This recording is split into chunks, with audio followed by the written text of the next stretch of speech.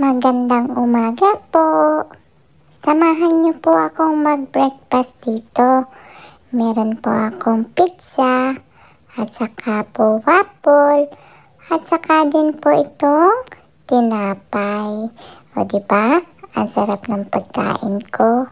At pagkatapos ko nga pong kumain, ay napasilip po ako dito sa may bintana namin. Kasi sabi ko parang masarap pong maglaro ng snow. Kaya yan po, nagsapatos na rin po ako at nagsuot ng gloves ko. Kaya lang, kulang pa po yung outfit ko kasi wala pa akong winter jacket. Hindi naman po ako pwedeng lumabas ng ganito kasi malamig po sa labas.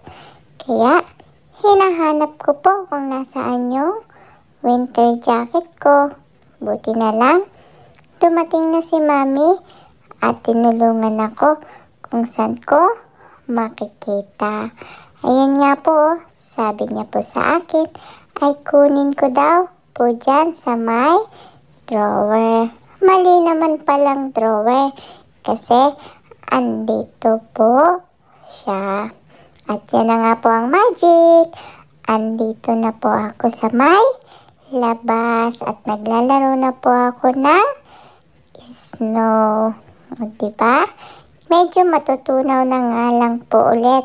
At ito nga pong si Lily ay medyo naiinggit sa akin kasi nandito ako sa labas.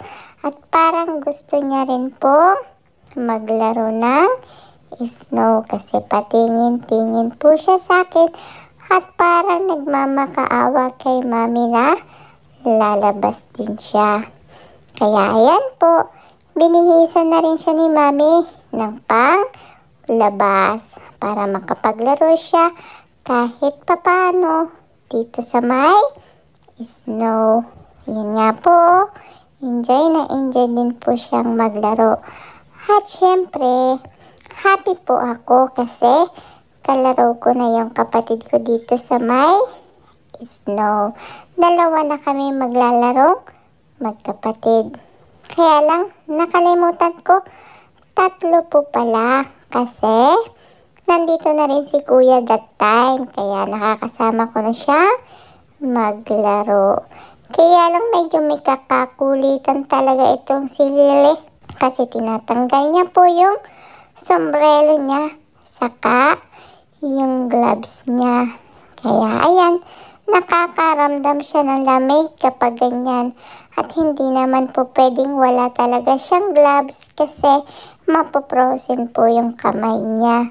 Kaya ayan po, paiyak-iyak na siya kasi siguro ay nilalamig na po. Ikaw naman kasi Lily, ang dami-dami mong kulit. At yan nga po, gumagawa ako ng snowballs. Kaya lang, nabasag ko. Di bale po, gagawa na lang po ako ng mas malaki. At nagbabatuhan pa nga kami ni Kuya dito. Habang si Lily ay iniisip niya siguro kung ano ba ito? Bakit ang lamig-lamig? Siguro nakikurious pa siya kung ano yung snow. At yan nga po, gumawa na rin kami ng snowman ni Kuya. Kaya pinapalaki namin itong snowball ko para makagawa kami ng malaking snowball. At isa din pong makulit itong kuya ko. Kasi ayaw niya pong isuot yung gloves niya. Kaya napagalitan siya ni Mami. Ang sabi niya, gusto mo bang maputol yung mga kamay mo at ayaw mong magsuot ng gloves? Parehong-pareho sila ni Lily na may kakulitan. Buti na nga lang po, mabait ako.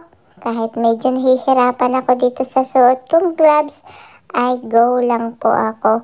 Laro-laro lang po ako dito. Yun lang po kasi ang mahirap pag sobrang lamig talaga. At taran, minagawa na po kaming snowman. Hindi man ganun kaganda kasi sa isang araw magme-melt na rin po yan. Kaya hindi na namin ginandahan ni kuya ko. Ay, mabigat po pala, kaya ibinalik ko na lang kay kuya. At pagkatapos nga po namin maglaro sa labas, ay medyo nakaramdam ako ng gutom. Kaya nagmerienda na rin po ako dito.